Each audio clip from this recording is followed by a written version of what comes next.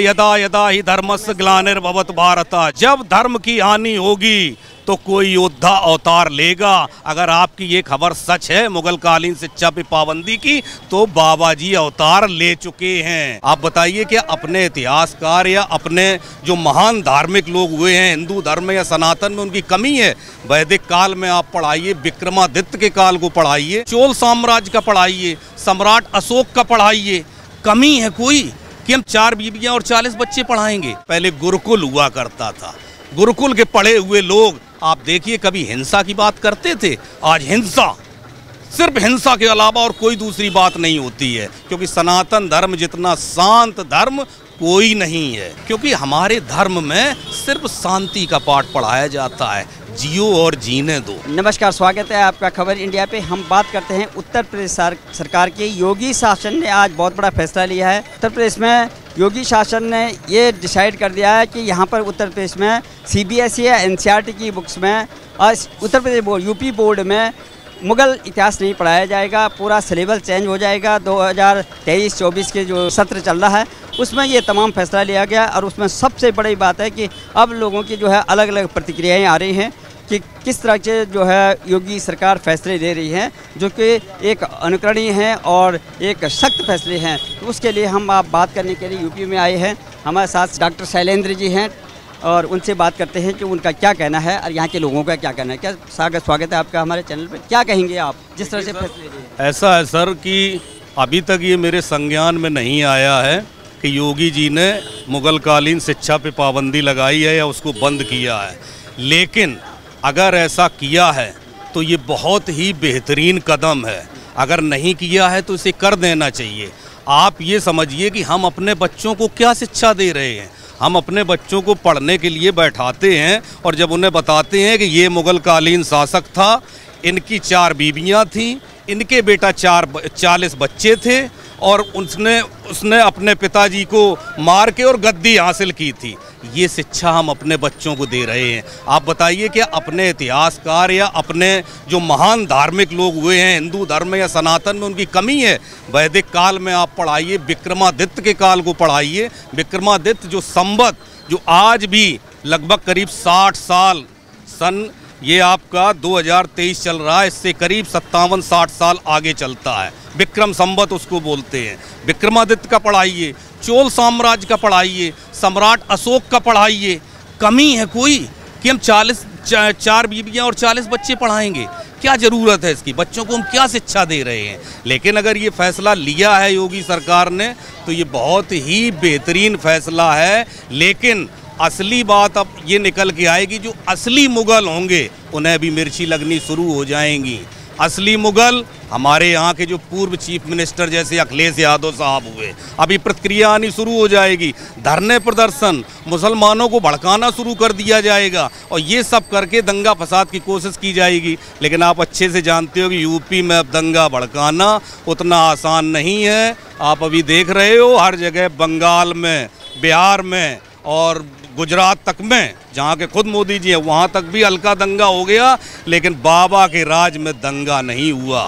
आप ये समझ लीजिए, ये बहुत बड़ी उपलब्धि है और ये जनता को, पब्लिक को सोचना चाहिए इस विषय में कि हमें कौन चाहिए आखिर।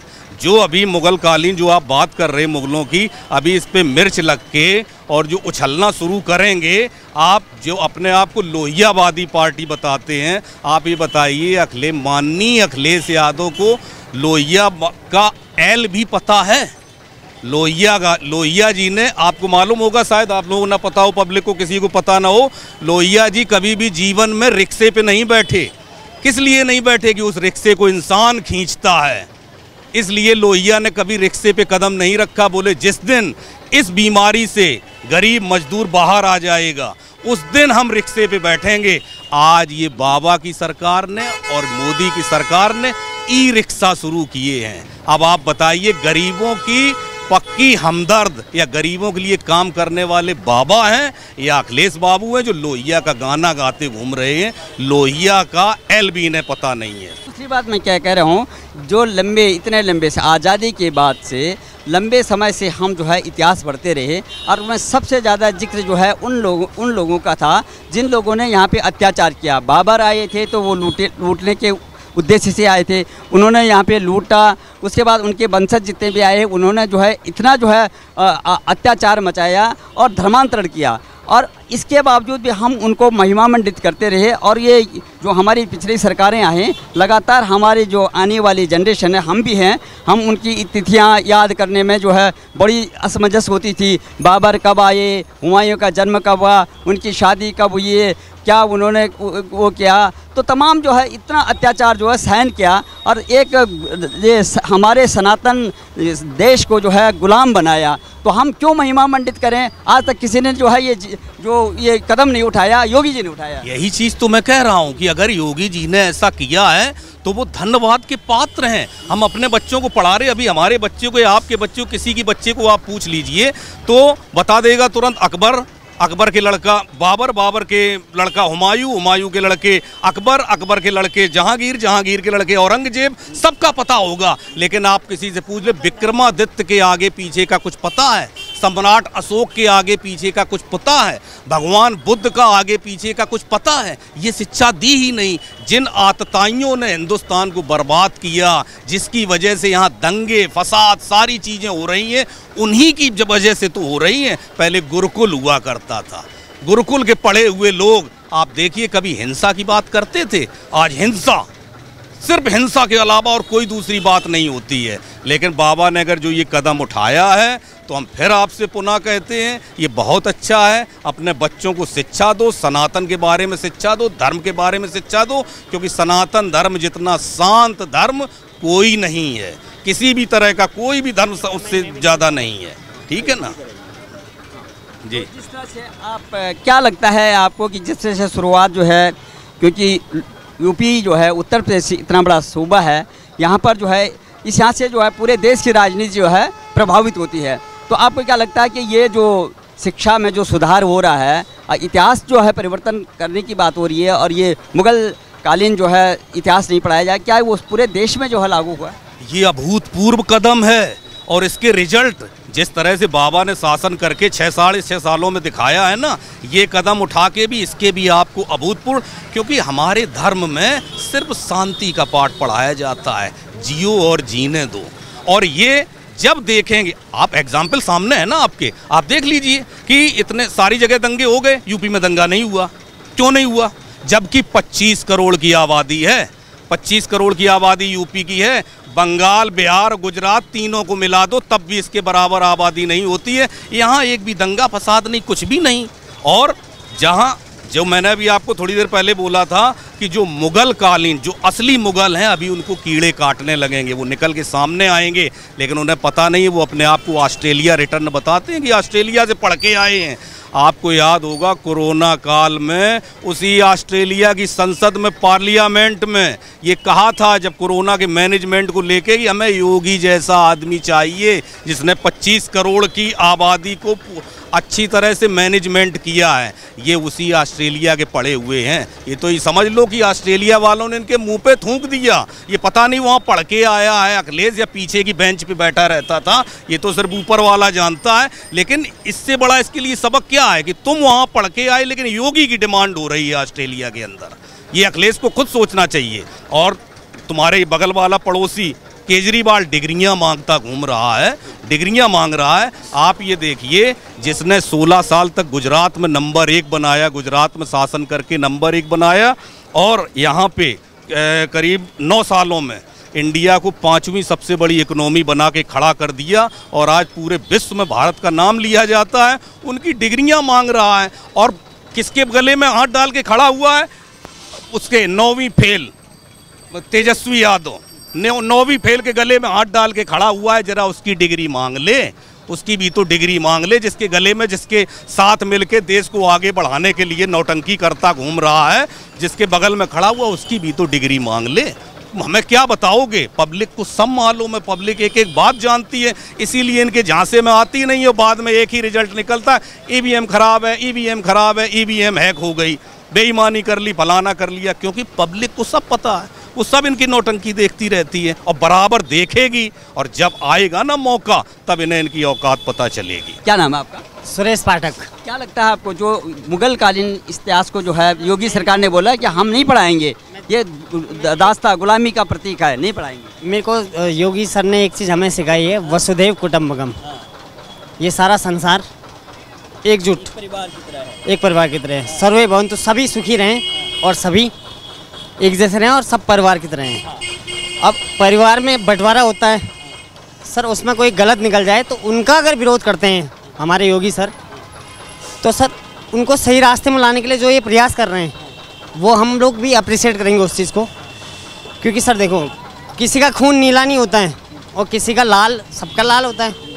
तो सर्वे भवन्तु सुखिनः, सर्वे सन्तु निरामया, सर्वे भद्राणि पश्यन्तु माँ कश्चित् भवेत् पश्यन्तु। तो ये जो उनने मैसेज पहुँचाया इस दुनिया में, इसको हम अप्रिशिएट करते हैं उनने सबको। लेकिन पता क्या है, कुछ एरर्स हमेशा रहती हैं हर जगह, तो उनको दूर करने के लिए जो उनने प्रयास किया है यूपी में, उसको हम बिल्कुल सपोर्ट करते हैं।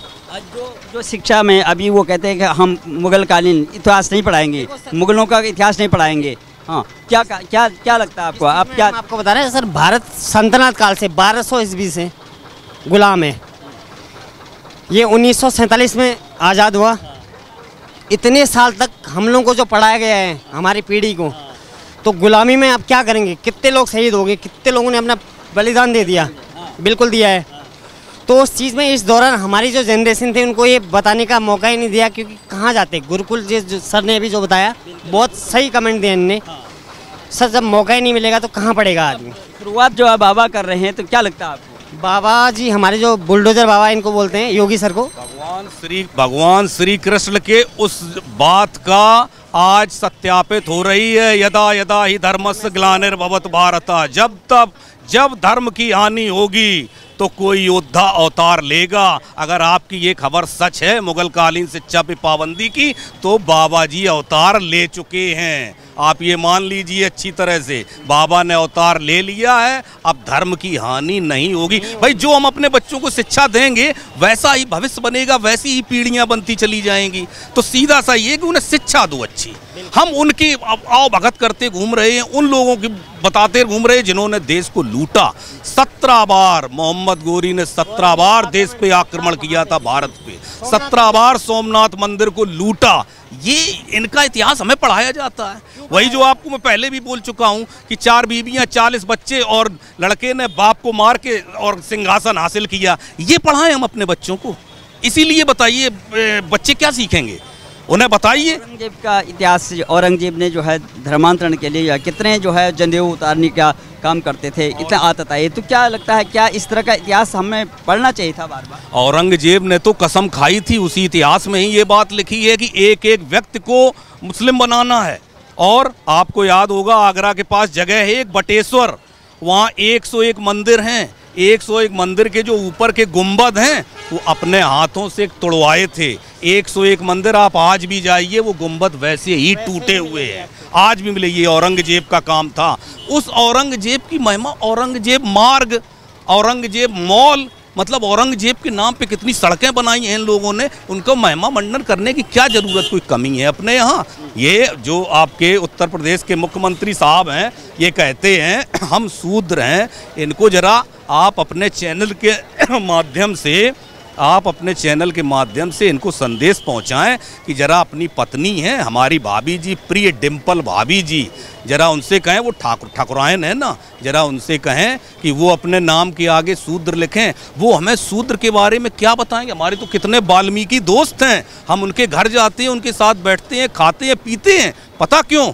क्योंकि हम राम को अपना आराध्य मानते हैं। और राम के बच्चे वाल्मीकि के घर में जन्मे थे, वाल्मीकि के घर में उनका पालन पोषण हुआ था, वाल्मीकि के घर में खाते पीते थे। हम उस राम को मानने वाले हैं। ये हमें क्या शूद्र के बारे में और जाति के बारे में समझाएंगे? ये अपनी पत्नी से पूछ के आए एक बार, और फिर हम बता देंगे कि हाँ तुम्हें क्या लिखना है, शूद्र लिखना है कि तुम्हें फलाना लिखना है।